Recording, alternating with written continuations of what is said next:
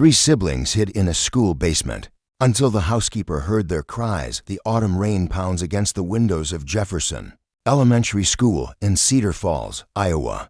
It's 6:30 p.m. on a Friday, and the hallways echo with the hollow silence that only empty schools possess. Outside, the parking lot is nearly deserted except for a few cars belonging to the cleaning crew.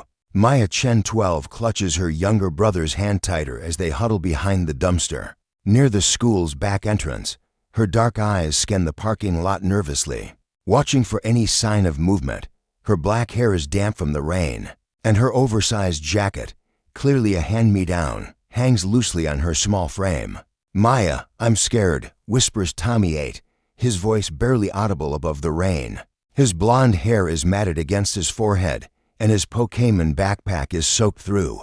He shivers, not just from the cold, but from the fear that has become their constant companion. Sarah-10 sits between them, her arms wrapped around both siblings. Despite being the middle child, she's always been the peacemaker, the one who tries to hold everyone together.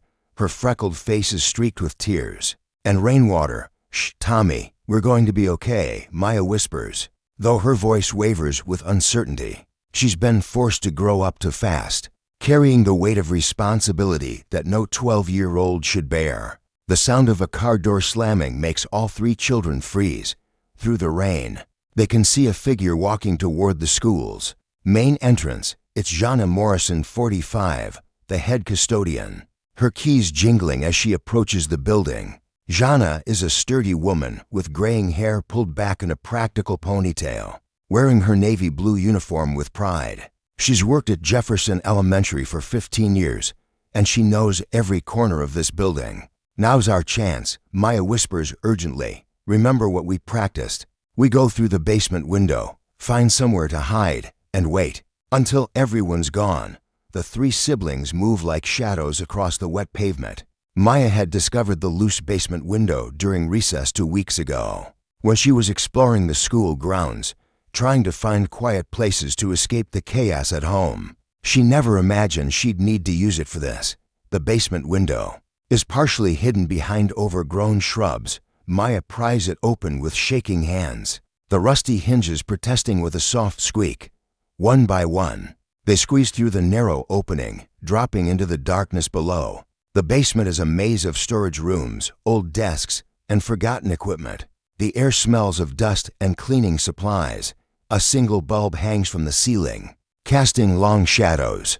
Across the concrete floor, the children move carefully, their footsteps echoing in the cavernous space. This way, Maya leads them deeper into the basement, past stacks of old textbooks and broken chairs. She's memorized the layout during her lunch breaks, when she would slip away from the cafeteria to avoid the other kids' questions about her bruises. They find a small storage room filled with old Christmas decorations and unused art supplies. Maya tests the door. It doesn't lock from the inside, but it's hidden enough that no one would think to look here. The room is cramped, barely large enough for the three of them to sit together, but it feels safer than anywhere they've been in weeks. As they settle into their hiding place, the weight of their situation begins to sink in. They've left everything behind: their home, their belongings, their normal lives. But normal had become a nightmare they could no longer endure. Flashback. Earlier that day, the morning had started like any other in the Chen household. Their father, David Chen, 38, sat at the kitchen table, his coffee growing cold as he stared at his laptop screen. Once a promising software engineer, David had been laid off 6 months ago when his company downsized. The rejection letters from job interviews had piled up, and with them, his frustration and anger. Maya was making breakfast for her siblings, a skill she'd been forced to learn when their mother started working double shifts at the hospital. Linda Chen, 36, was barely home anymore, pulling 16-hour shifts as a resident in the year, trying to keep the family afloat financially while pursuing her medical career. "Maya, where's my lucky shirt?" Sarah had asked, rummaging through the laundry basket. "I don't know. Check Dad's room," Maya replied, flipping pancakes with practiced ease. That's when they heard it, the sound of glass breaking, followed by their father's voice, loud and slurred. He'd been drinking again, despite his promises to stop. The empty beer bottles hidden throughout the house were proof that his promises meant nothing. "I can't find anything in this damn house," David's voice boomed from the living room. "This place is a disaster." Maya's hands trembled as she turned off the stove. She'd learned to recognize the signs, the way his voice changed, the dangerous edge that meant someone was going to get hurt. Usually, it was her. She was the oldest, the one who tried to protect Tommy and Sarah, the one who took the blame when things went wrong. "Kids, get ready for school," Maya said quietly, her voice steady despite the fear coursing through her veins. "Hurry." But David appeared in the doorway, his eyes bloodshot, his clothes wrinkled from sleeping in them. "Nobody's going anywhere until this house is clean." He growled, "Look at this place. Your mother works her ass off, and you kids can't even keep the house decent. Dad will be late for school," Maya said carefully, trying to keep her voice calm. "I don't give a damn about school," David exploded, sweeping the breakfast dishes off the counter. The plates crashed to the floor, and Tommy started crying. "You think school is more important than respect, than helping your family?" Maya stepped protectively in front of her siblings. "We do help, Dad. We clean, we cook. The slap came without warning, sending Maya stumbling backward. Her cheek burned, and she could taste blood where her teeth had cut her lip. Sarah screamed, and Tommy ran to hide behind the couch. "Don't you dare talk back to me." David snarled, "I work my ass off for this family, and this is the thanks I get."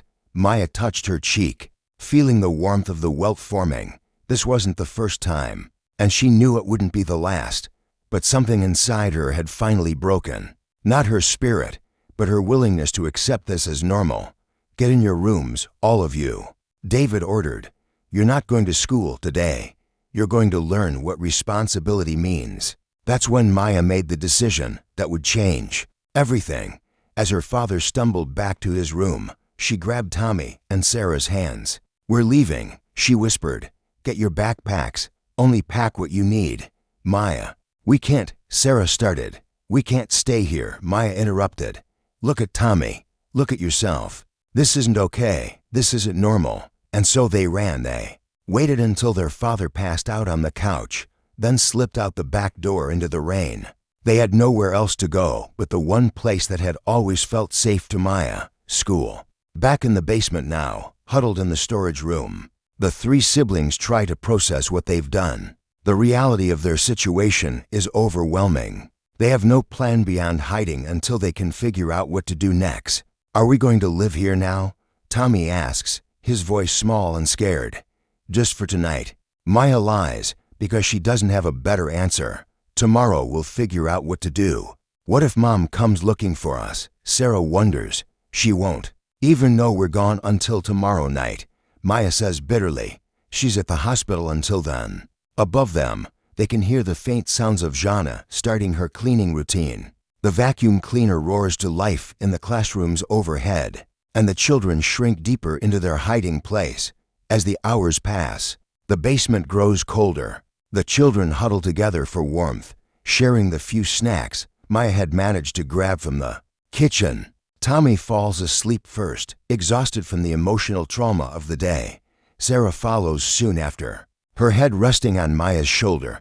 But Maya stays awake, listening to every sound, every creak of the old building settling. She thinks about her mother, who will come home to find them gone. She thinks about her father, who might not even notice until it's too late.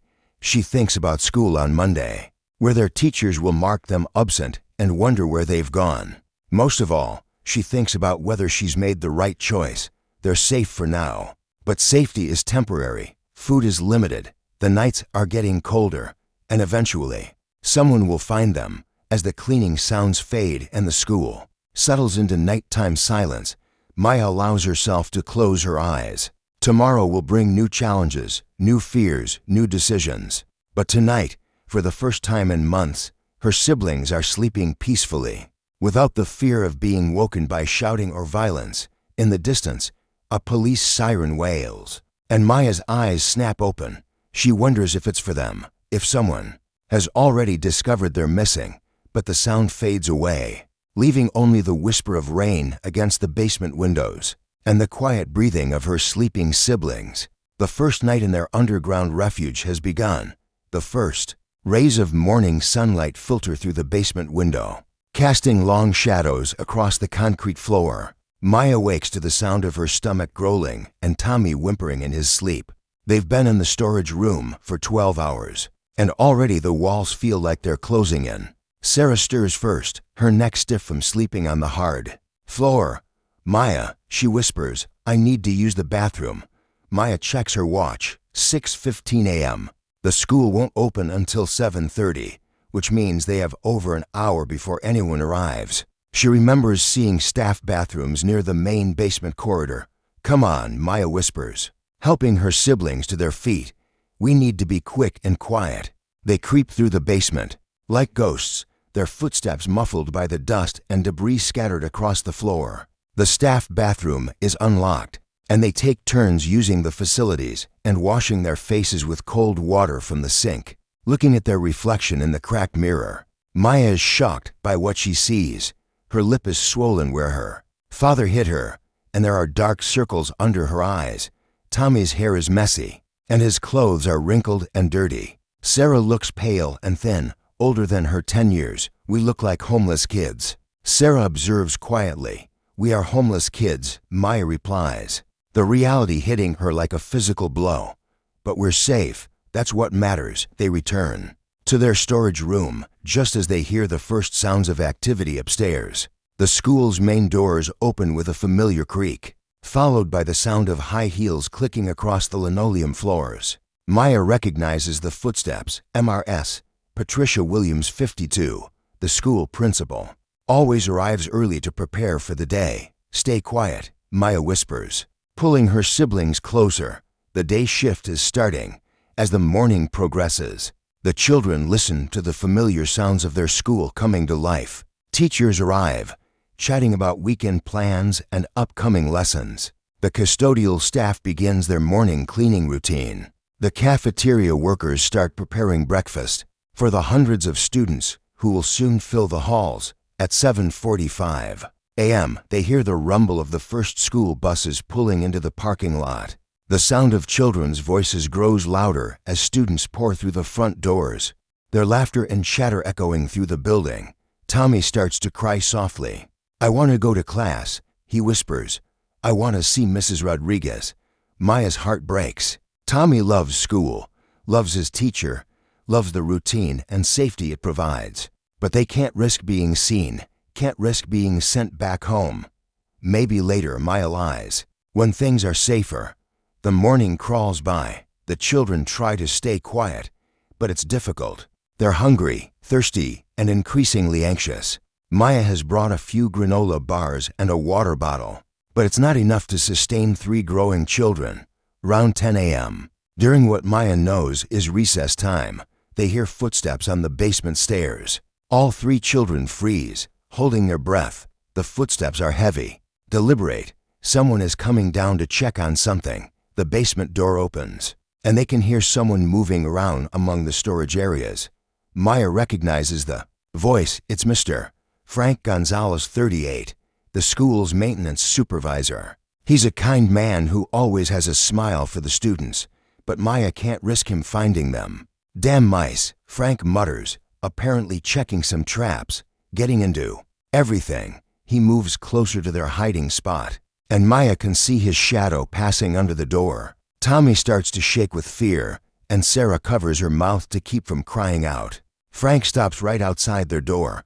Maya can hear him breathing, can imagine him standing there, trying to decide whether to open the door or move on. The seconds stretch into eternity. Finally, his footsteps retreat. The basement door closes, and they hear him climbing the stairs back to the main floor. "That was too close," Sarah whispers. Maya nods, her heart still racing. They need a better plan. They need to find a way to get food and water without being discovered. Most importantly, they need to figure out what they're going to do long term. Meanwhile, upstairs the school day continues as normal, but Maya's teacher, MS Jennifer Hartley, 29, notices her absence. Maya is one of her most reliable students, always present, always prepared, despite the challenges Maya faces at home. Jennifer has suspected for months that something isn't right in Maya's home life. The girl is too responsible, too mature, too careful about everything she says and does. During lunch, Jennifer approaches Tommy's teacher, Mrs. Maria Rodriguez. 43. Have you seen Tommy Chen today? Jennifer asks. Maya's not here either, and it's unusual for both of them to be absent. Maria shakes her head. No, and Sarah's teacher mentioned she's not here either. All 3 Chen kids are out today. Jennifer frowns. That's strange. Maya never misses school, even when she's sick, and she always tells me if she's going to be absent. Maybe it's a family emergency, Maria suggests, but she looks worried too. She's noticed changes in Tommy over the past few weeks. The boy has been more withdrawn, more anxious, jumping at loud noises. Jennifer makes a mental note to call the Chen family later that afternoon. Something doesn't feel right. Back in the basement by midday, the children are struggling. They've finished their small supply of food, and the water bottle is nearly empty. Tommy is getting increasingly agitated, asking when they can go home, when they can see Mom. When this will be over, I changed my mind, he says, tears streaming down his face. I want to go home. I want Dad to say sorry. Maya pulls him close, her own tears threatening to fall. Tommy, Dad doesn't say sorry, you know that. He just gets angry again. But I miss Mom. Tommy sobs. I miss my room.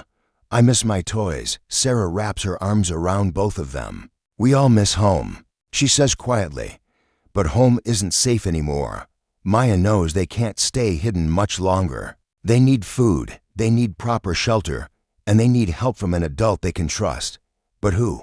Their teachers care about them, but they're mandatory reporters. They would have to call child services or the police. Their neighbors barely know them. Their extended family lives thousands of miles away. As the afternoon wears on, Maya begins to formulate a plan. She knows the school's schedule by heart. She knows that Jana Morrison, the head custodian, works alone in the evenings after the cleaning crew leaves. She knows that Jana is kind, that she's worked at the school for years, that she genuinely cares about the students. Maybe, just maybe, Jana would help them without immediately turning them in. Evening approaches at 3:30 p.m. The final bell rings, and the school begins to empty. Teachers gather their belongings and head home to their families. Students board buses or walk home, their voices fading as they disappear into the afternoon. By 4:30 p.m., the building is quiet except for the cleaning crew. Maya knows they have a few hours before Jeanne arrives for her evening shift. She makes the decision to venture out of their hiding place to look for food and water. I'm going to find us something to eat, she tells her siblings. Stay here and don't make any noise. Maya, no, Sarah protests. What if someone sees you? I'll be careful, Maya promises. But we need food. Tommy's getting weak. Maya slips out of the storage room and makes her way through the basement. She knows where the janitor's supply closet is, where they keep a small refrigerator with staff. Lunches. She hates the idea of stealing, but desperation overrides her conscience. The supply closet is unlocked, and Maya finds several brown bag lunches in the mini fridge. She takes only what they need, a sandwich, some crackers, and apple. She also grabs a few bottles of water from a case in the corner. As she makes her way back to the storage room, she hears a sound that makes her blood run cold. The main entrance. Door opening. Someone is entering the building earlier than expected. Maya freezes, listening. The footsteps are familiar. It's Jana Morrison. Arriving early for her shift, Maya realizes she's trapped in the main corridor, too far from the storage room to make it back without being seen. She ducks behind a stack of old desks, her heart pounding so loudly she's sure Jana will hear it. The footsteps come closer, and Maya can see Jeanette's shadow moving across the floor. Hello, Jana calls out, her voice echoing in the empty basement. Is someone down here? Maya holds her breath, praying that Jana will give up and go back upstairs. But Jana is thorough, and she's heard something that doesn't belong. I know. Someone's here, Jana says, her voice gentle but firm. I can hear you breathing. It's okay. I'm not going to hurt you. Maya realizes she has two choices, She can try to run and risk being caught, or she can trust Jana and hope for the best. The food and water in her hands remind her why she's taking this risk. Her siblings are depending on her. Slowly, Maya stands up from behind the desk pile. Jeanette's eyes widen with surprise as she sees the 12-year-old girl standing in her basement, clutching stolen food and looking terrified. "Maya," Jana says softly, "Honey, what are you doing here?" For a moment, Maya considers lying, making up some story about being locked in accidentally.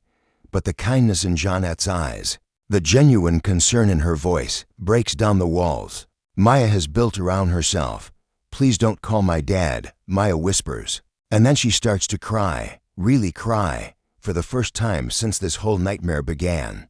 Jana sets down her cleaning supplies and approaches Maya slowly, the way you might approach a frightened animal. "Oh, sweetheart," she says. "How long have you been here?" "Since yesterday," Maya admits. "My brother and sister are with me. We're hiding." Jeanette's expression grows more serious.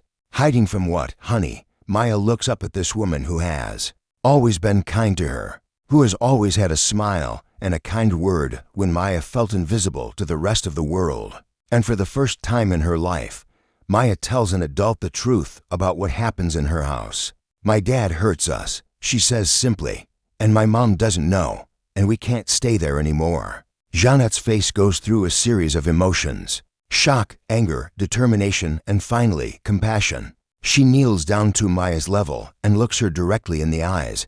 "You're safe now," Jana says firmly. "I'm going to help you. But first, I need to see your brother and sister." "Are they hurt?" Maya nods, leading Jana toward the storage room. Tommy's scared and Sarah's trying to be brave. But we're all scared. As they approach the storage room, Maya calls out softly, "Sarah, Tommy, it's okay. I'm with Jana. She's going to help us." The door opens slowly, and two small faces peek out.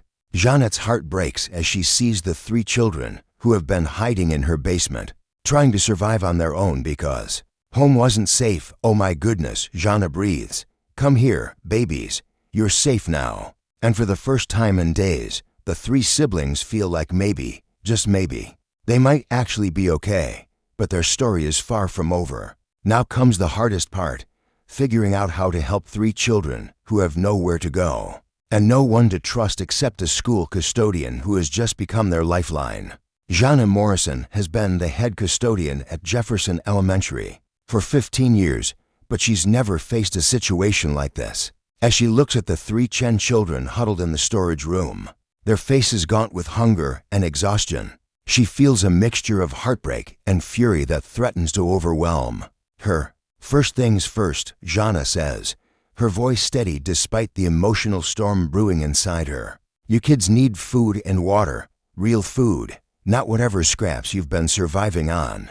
She leads them to the staff break room, where she keeps a small stash of emergency snacks for long shifts. The children watch her with wide, cautious eyes as she pulls out granola bars, crackers, and juice boxes. "Eat slowly," Jana instructs as Tommy immediately starts wolfing down a granola bar. "You don't want to make yourselves sick."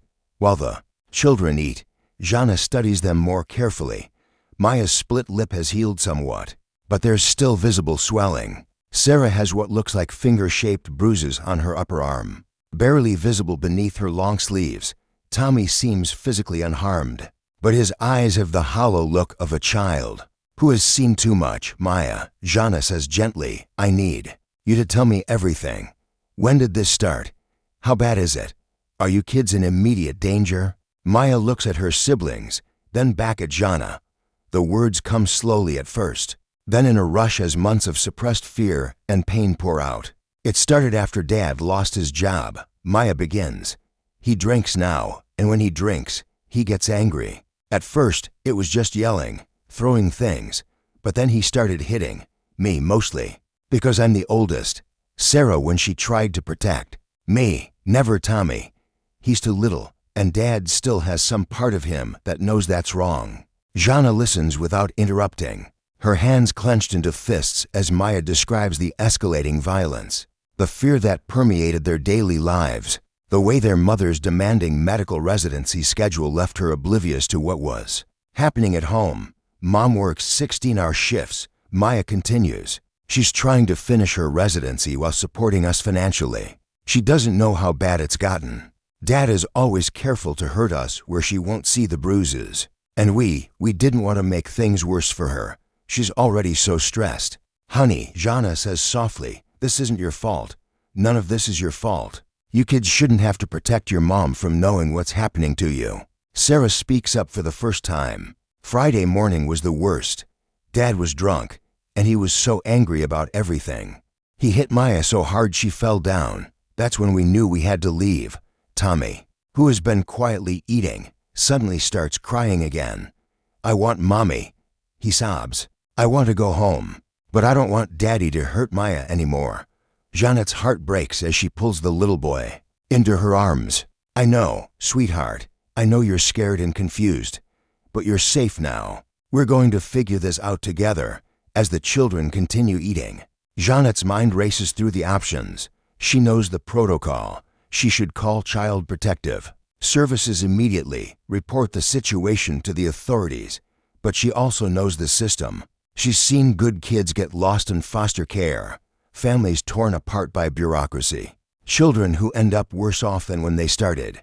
More importantly, she sees the terror in Maya's eyes when she mentions calling anyone official. These children have been failed by the adults in their lives, and the last thing they need is to feel like they're being betrayed by the one person who has shown them kindness. Jana, Maya says quietly, you're not going to call the police, are you, or Child Services? Jana considers her words carefully. Maya, I'm going to be honest with you. Eventually, we're going to have to involve some adults who can help you officially. But right now, my priority is making sure you're safe and healthy. We'll take this one step at a time. The relief on Maya's face is palpable. Thank you, she whispers. But, Jana continues, I need you to understand that hiding in a school basement isn't a long-term solution. You kids need stability, education, medical care, and your mother needs to know what's been happening. She'll blame herself, Sarah says quietly. She'll think she's a bad mom. She's not a bad mom, Jana says firmly. She's a mom who has been working incredibly hard to provide for her family while pursuing her career. But she needs to know the truth so she can protect you. Over the next hour, Jana learns more about the Chen family dynamics. She discovers that Linda Chen is well respected at the hospital, that she's been sacrificing her own sleep and health to balance her medical residency with supporting her family financially. She learns that David Chen was once a loving father, that his descent into alcoholism and violence began with his job loss and has escalated with each rejection letter and failed interview. I remember when Dad was different, Maya says sadly. He used to help me with my homework. He taught Tommy how to ride a bike.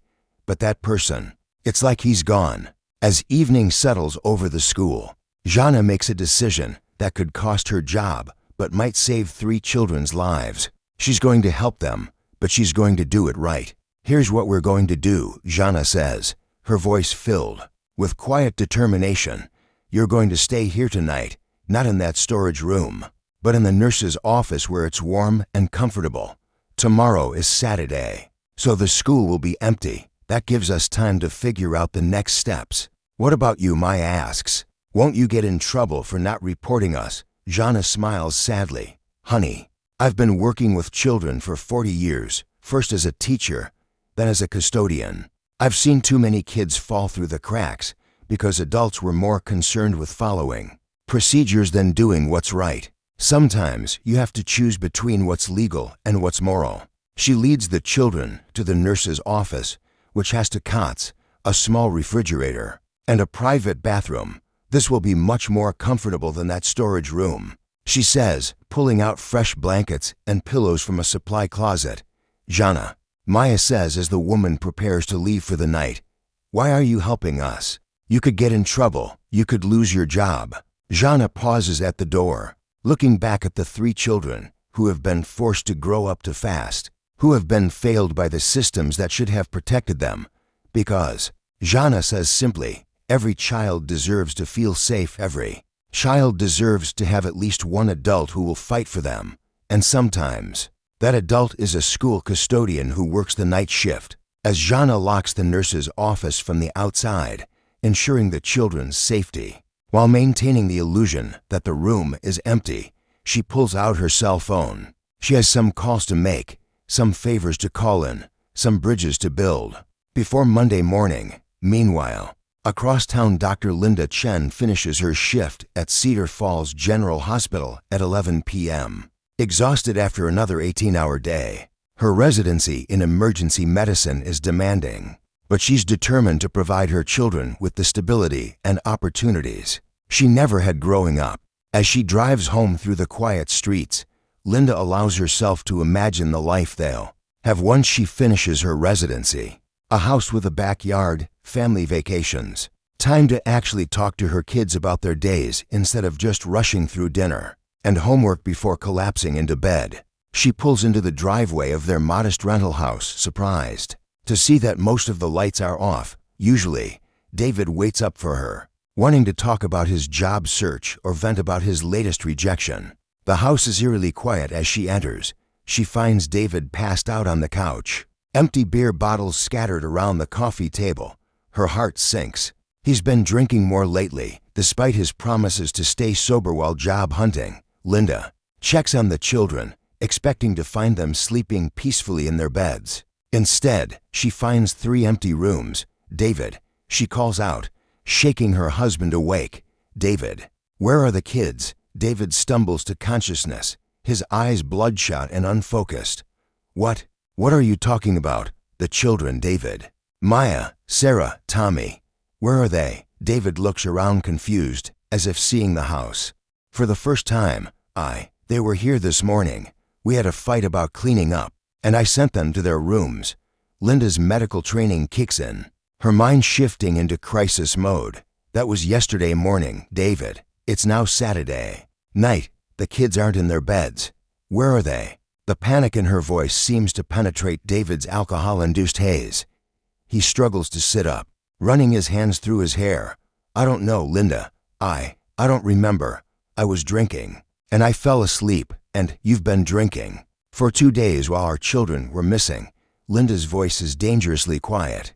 David, what happened? What did you do? I didn't do anything, David protests, but his eyes won't meet hers. We had an argument, that's all. Kids argue with their parents. It's normal. But Linda knows her children. Maya is responsible to a fault, always checking in, always following rules. Sarah is cautious and anxious, unlikely to run off without telling someone. And Tommy would never leave his comfort zone voluntarily. I'm calling the police, Linda says, reaching for her phone. No, David grabs her wrist. Linda, think about this. If the police get involved, they'll start asking questions. They'll want to know about my drinking, about our fights. They could take the kids away. Linda stares at her husband, seeing him clearly for perhaps the first time in months. The man she married, the father of her children, has become someone she doesn't recognize, and now their children are missing. Maybe, she says quietly, the kids should be taken away. Maybe they'd be safer. As Linda pulls out her phone to call 911, she has no idea that her children are less than 2 miles away, sleeping safely in their school nurse's office, watched over by a custodian who has decided to risk everything to protect them. The next 24 hours will change everything for the Chen family. The question is whether it will bring them together or tear them apart forever. Back at the school, Jana Morrison sits in her car in the school parking lot, making phone calls and sending text messages. She's activating a network of teachers, social workers, and child advocates she's worked with over the years. She's calling in favors, sharing information, building a support system that will help the Chen children navigate the difficult road ahead. Her first call is to Dr. Elizabeth Martinez, a child psychologist who has consulted with the school district on trauma cases. Her second call is to attorney Sarah Williams, who specializes in family law and has a reputation for fighting for children's rights. I need help, Jana says into the phone. I have 3 kids who are in danger, and I need to do this right. I need to protect them from the system while using the system to help them. As she makes her calls, Jana keeps one eye on the school building, knowing that inside, 3 children are sleeping peacefully for the first time in weeks. Tomorrow will bring new challenges, difficult decisions, and potentially life-changing consequences. But tonight Maya, Sarah, and Tommy Chen are safe, and sometimes that's enough to build hope on. Saturday morning dawns crisp and clear over Cedar Falls, inside Jefferson Elementary. Maya Chen wakes to the sound of her siblings breathing peacefully beside her. For a moment, she forgets where they are and why they're here. Then reality crashes back, and she sits up quickly, scanning the nurse's office for any sign of danger. Sunlight streams through the windows, and Maya can see the empty playground outside. It's strange to see their school so quiet, so still. This place that normally buzzes with activity feels like a ghost town. Sarah stirs first, followed by Tommy, who immediately starts crying when he realizes they're still not home. "I want mommy," he sobs. "I want to go home." Maya pulls him close, her heart breaking. "I know, buddy, I know." The nurse's office door opens, and Jana enters carrying a bag from the local diner. "Good morning, angels," she says softly. "I brought breakfast." The children look up at her with a mixture of gratitude and wariness. Trust doesn't come easily when you've been let down by the adults who were supposed to protect you. "I brought pancakes, scrambled eggs, and orange juice," Jana says, unpacking the containers. "And I have some news, good news and challenging news." Maya immediately tenses. "What kind of challenging news?" Jana sits down on one of the cots, her expression serious but kind. "Your mother reported you missing last night. The police are looking for you." Tommy's eyes widen with fear. "Are they going to take us away?" "Not if I can help it," Jana says firmly. "But we need to be smart about this. We need to get you back to your mom safely, and we need to make sure your father gets the help he needs." "What's the good news?" Sarah asks quietly. Jana smiles. "The good news is that I've spent all night making phone calls. I have some very smart, very caring people who want to help you. People who understand that keeping families together is better than tearing them apart when it's possible." As the children eat their breakfast, Jana explains the plan she's developed overnight. Dr. Elizabeth Martinez, the child psychologist, is standing by to meet with the family. Attorney Sarah Williams has agreed to represent the children's interests pro bono, and most importantly, Jana has been in contact with a family counselor who specializes in addiction and domestic violence. "The goal isn't to punish your dad," Jana explains. "The goal is to get him help while keeping you safe. Your mom loves you more than anything, and she's going to fight for you." Maya looks up from her pancakes. "How do you know?" "How do you know she won't choose dad over us?" Janet's expression grows sad. "Because I talked to her this morning. She called the school, hoping you might have come here. She's been driving around all night looking for you. She's terrified and heartbroken, and she blames herself for not seeing what was happening." "She shouldn't blame herself," Sarah says softly. "She was working so hard for us." "That's exactly what I told her," Jana replies. "And that's what you'll get to tell her yourself very soon. The confrontation at 10 a.m. Jana makes the call that will change everything. She dials Dr. Linda Chen's cell phone number, her heart pounding as she prepares to reunite a mother with her missing children. "Dr. Chen, this is Jana Morrison from Jefferson Elementary. I'm calling about Maya, Sarah, and Tommy." Linda's voice is hoarse from crying and exhaustion. "Do you know where they are? Are they safe?" "They're with me, Dr. Chen. They're safe, they're fed, and they're unharmed. But we need to talk." 20 minutes later, Linda Chen bursts through the school's main entrance, her hair disheveled, her scrubs wrinkled from sleeping in her car while searching the streets for her children. Jana meets her in the hallway, and Linda's first words are exactly what Jana hoped to hear. "Are they hurt? Please tell me they're not hurt." "They're physically okay," Jana says carefully. "But they're scared, Linda. They're scared of going home." Linda's face crumples. I know why they ran. David told me what happened yesterday morning. What's been happening for weeks." She looks at Jana with eyes full of guilt and determination. "I failed them. I was so focused on providing for them financially that I didn't see they needed me to protect them." "You didn't fail them," Jana says firmly. You worked yourself to exhaustion trying to give them a better life, but now you have a chance to make this right. Jana leads Linda to the nurse's office, where three small faces look up hopefully as the door opens. The reunion is immediate and emotional. Tommy throws himself into his mother's arms. Sarah starts crying with relief, and Maya, who has been carrying the weight of protecting her siblings, finally allows herself to be a 12-year-old again. "I'm so sorry," Linda whispers, holding all three children at once. "I'm so sorry. I should have known. I should have protected you. We didn't want to worry you." Maya says through her tears, "You were already so stressed." "Oh, baby," Linda says, pulling Maya closer. "My job is to worry about you. My job is to protect you. And I'm going to do that from now on." The plan over the next 2 hours. The adults work together to create a plan that will keep the children safe, while addressing the root causes of the family's crisis. Dr. Martinez arrives to assess the children's emotional state and needs. Attorney Williams explains the legal options available to protect the family, while getting David the help he needs. The plan that emerges is comprehensive. David will enter an inpatient addiction treatment program immediately, followed by intensive outpatient therapy and anger management. He will have no unsupervised contact with the children until he completes treatment and demonstrates sustained sobriety. Linda will take a temporary leave of absence from her residency. The hospital administration, understanding the gravity of the situation, has agreed to hold her position for up to 6 months while she stabilizes her family. The children will receive counseling to help them process the trauma they've experienced and learn healthy coping mechanisms. The family will participate in family therapy once David has made sufficient progress in his individual treatment. Most importantly, a safety plan is put in place to ensure the children always have trusted adults they can contact if they feel unsafe. "What about Dad?" Tommy asks when the plan is explained to them. "Is he going to prison?" Linda kneels down to her youngest son's level. "No, baby. Daddy is sick right now, in his heart and in his mind. He's going to go to a special place where doctors can help him get better. And while he's getting better, we're going to work on getting stronger as a family."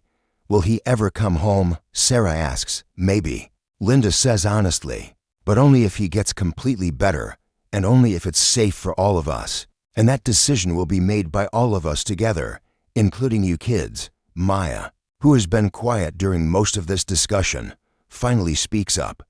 "What if he doesn't get better?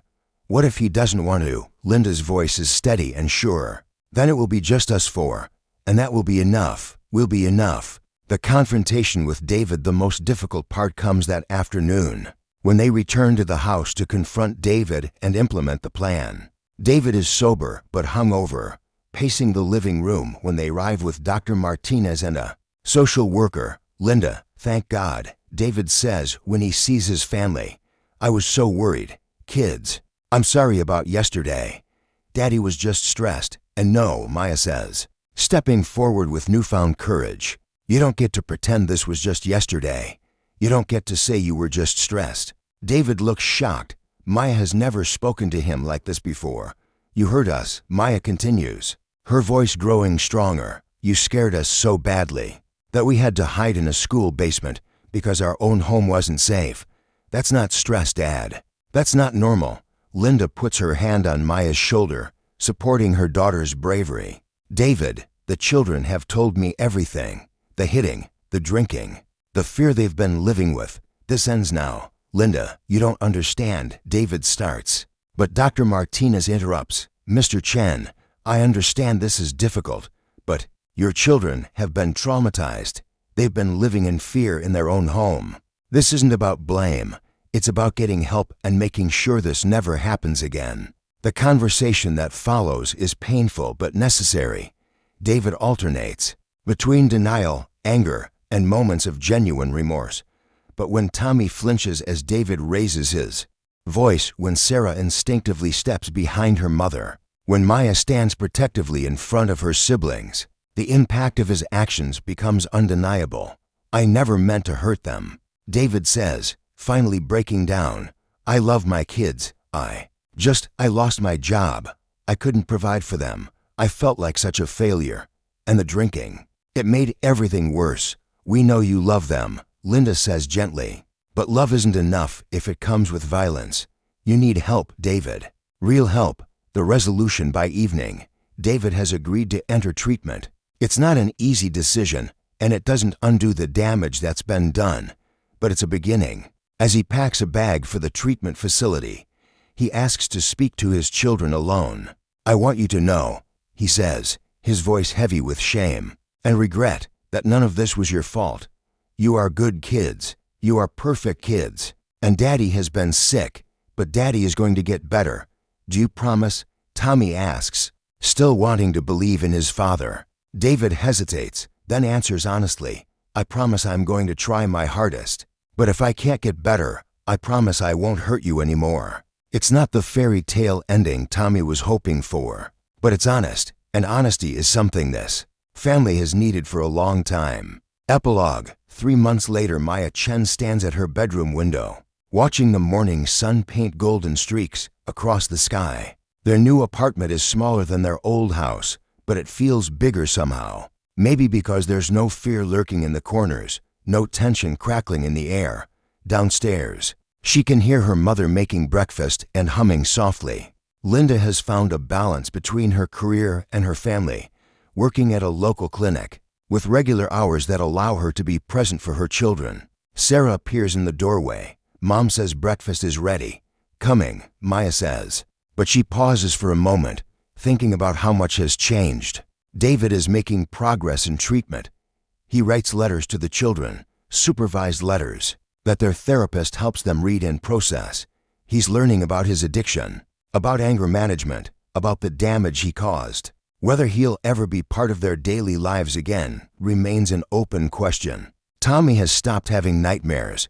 He's back to being a typical 8-year-old, obsessed with Pokémon and playground games. The shadows have left his eyes. Sarah is learning to trust again, slowly but steadily. She's made friends at their new school, something she was too anxious to do before. And Maya is learning how to be a kid again.